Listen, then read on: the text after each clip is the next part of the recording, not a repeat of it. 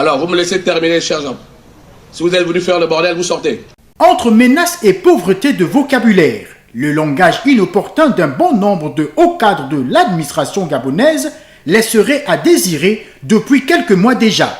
Le Gabon n'a pas fini de digérer le fameux celui qui boude, il bouge de l'ancien directeur du cabinet du chef de l'État, Brice Lacruche à Lionga.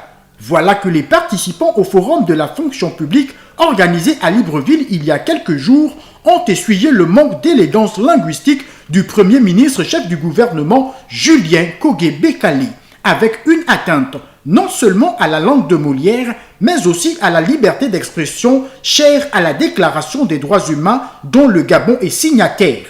Il s'agit du fameux « si vous êtes là pour foutre le bordel, vous sortez », interjecté par le chef du gouvernement gabonais.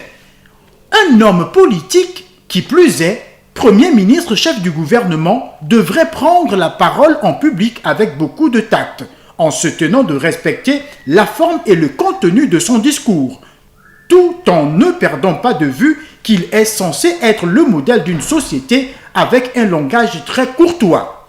Une conduite comme celle de Julien Kogué-Bekali aux assises de la fonction publique laisserait penser que ce dernier soit tourmenté par sa situation personnelle liée à son potentiel départ de la primature. Si Brice Lacruche à Lionga avait pu en vain se dédouaner de ses propos en disant que c'est le chef de l'État qui l'aurait mandaté de dire à son entourage que celui qui boude, il bouge. Expression que les Gabonais ne sont pas prêts d'oublier.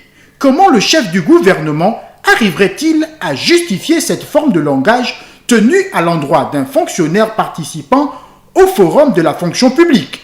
Il en ressort clairement que certains responsables de l'administration publique manquent de savoir-faire en termes de management.